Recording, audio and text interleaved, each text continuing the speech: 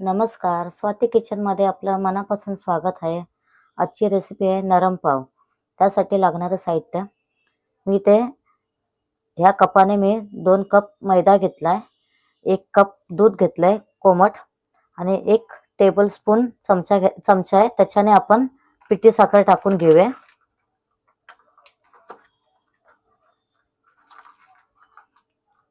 हे बघा, एक एक टेबलस्पून चमचा आहे. त्याच्याने 2 चमचे आपण पिठी साखर टाकून घ्यायचं आणि हलकं कोमट दूध पाहिजे, असं गार दूध घ्यायचं नाही. ह्या दुधामध्ये मी पिठी साखर घेतली, 2 टेबलस्पून टाकले. आता मी ते ना 1 टेबलस्पून ईस्ट टाकते. तो चांगला मिक्स करून घ्यायचा.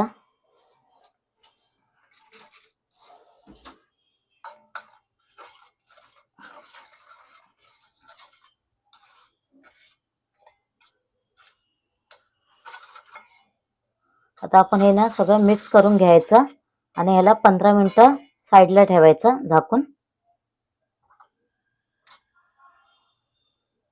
ते आपण ना मैद्यामध्ये मीठ टाकून घेऊया. 1/4 टेबलस्पून मीठ टाकून घेऊया आपण चवीनुसार, त्याच्याने चव येते. आता आपले 15 मिनिटं झाले, आपला ईस्ट तयार झालाय. हे बघा मस्त फुगून आलाय. आता आपण इथे 2 कप मैदा घेतलेला मीठ टाकून तो आपण इथे चाळून घेऊया. आता आपण त्याच्यामध्ये हा पीठ भिजवून घेऊया.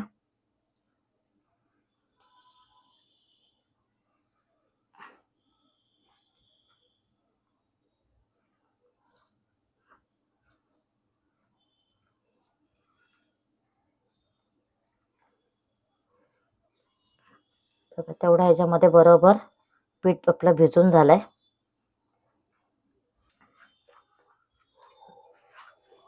चांगलं मिक्स करून घ्यायचं. ह्याच्यामध्ये आपण बटर टाकून घ्यायचा. इथे मी एवढा बटर घेतलाय. तो पण बटर असं एकदम मेल्ट झाला नाही पाहिजे, असं घट्टच पाहिजे. हे बघा, असं असं याचं थोडं टाईटच पाहिजे. याच्यामध्ये असं हाताने मिक्स करून घ्यायचं. त्याच्यामध्ये मी 2 ट्यूब घेतलेत बटरचे. जास्त नरम झालं पाहिजे नाही बटर, असं घट्टच पाहिजे. हे बघा असं, हे बघा असं घट्टच पाहिजे. तो असं हाताने आपण हे चिवडून घ्यायचं आणि त्याच्यामध्ये मिक्स करायचं. असं आपला पीठ चांगला मळून झालाय. आता आपण आहे ना असं खालच्या बाजूला हे करायचं, पीठ असं खालच्या बाजूला घ्यायचं. असं असं गोल करून घ्यायचं चांगलं.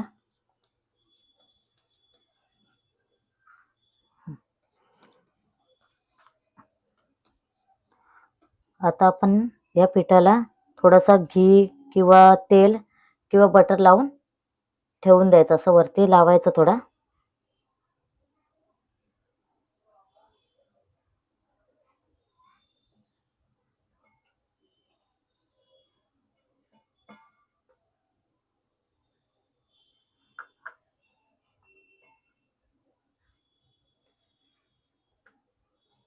असं सगळीकडे लावायचा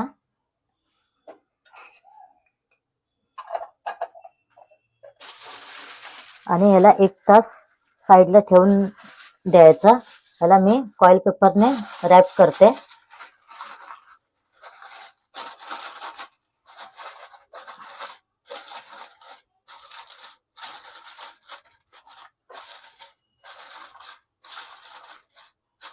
हे असं गरम ठिकाणीच 1 घंटा ठेवून द्यायचं बाजूला. 1 घंट्याने आपण बघूया. आता आपला 1 तास झालाय. आपण आता हे काढूया. हे बघा मस्तपैकी पीठ वरती आलंय.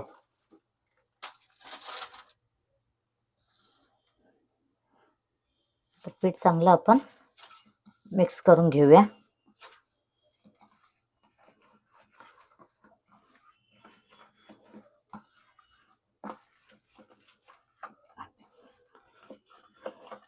पिठाला आपला चांगला मळून घ्यायचं.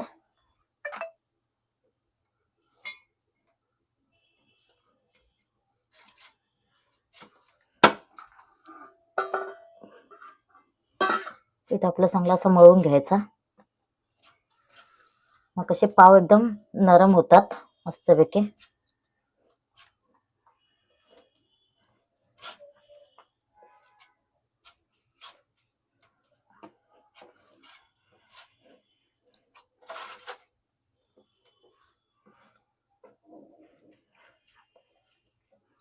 मळून घ्यायचा.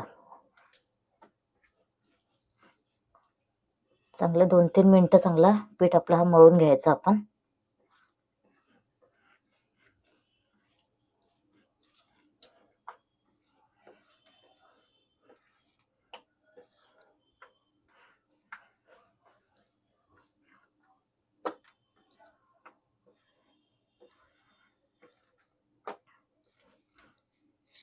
आपण हे पाव ना एअर फ्रायर मध्ये करून घेणार आहे.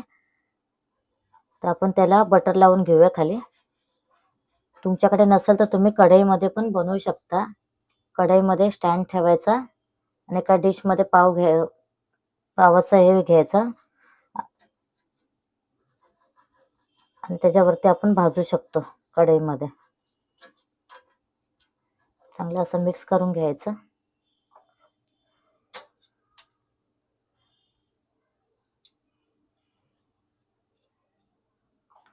आता तुम्हाला किती कसे छोटे पाहिजे मोठे पाहिजे तसे तुम्ही कापू शकता.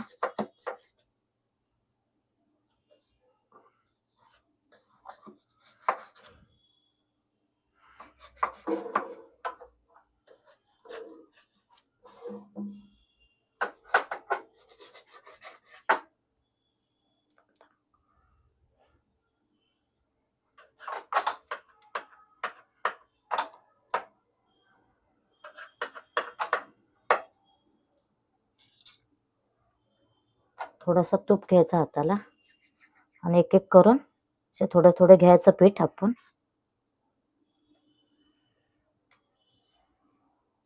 आणि असं उलट्या साईडला असा थोडा आतल्या बाजूला असा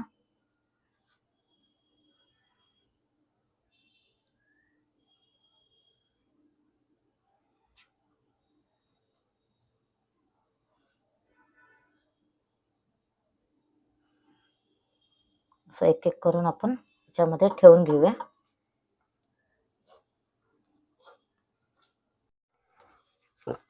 आपल्याला असं चांगलं पीठ चांगलं मळून घ्यायचं आणि असं आतल्या बाजूला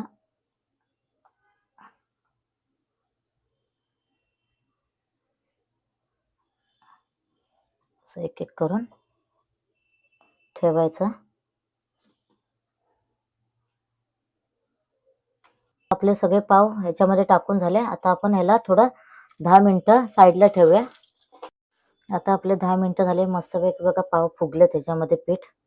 आता आपण ह्याच्यामध्ये इथे 1 चमचा मिल्क पावडर घेतलाय, थोडंसं पाणी टाकलंय आणि त्याचे पेस्ट बनवून घेतले. तुम्ही अंडी खात असाल तर अंडी पण लावू शकता त्याला फेटून.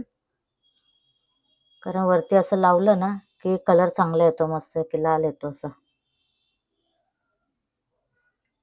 तुमच्याकडे जर एअर फ्रायर किंवा ओव्हन नसेल तर तुम्ही कढईमध्ये पण पाव बनवू शकता. आपल्या पावाला ते सगळं लावून झालंय. आता आपण ह्याच्यामध्ये टाकून घेऊ एअर फ्रायर मध्ये.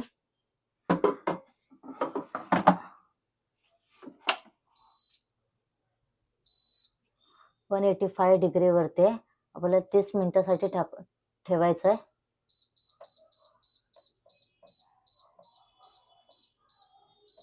30 मिनिटावरती आपल्याला ठेवायचं आहे.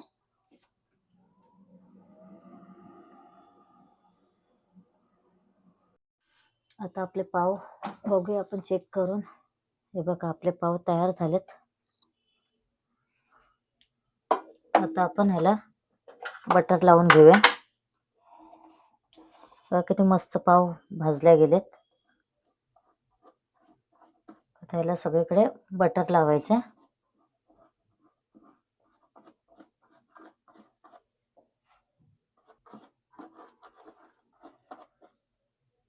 आता आपण त्याला ना ओला कपडा घ्यायचा, त्याला चांगला भिजून घ्यायचा, पिळून घ्यायचा ओला कपडा आणि त्याला असं 10 मिनिटं झाकून ठेवायचं. पाव आपले चांगले नरम होतील. हे बघा इथे आपले पाव तयार झालेत. आता मी तुम्हाला तोडून दाखवते.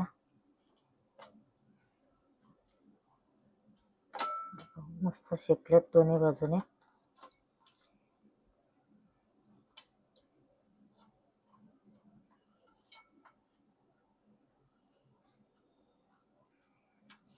हे बघा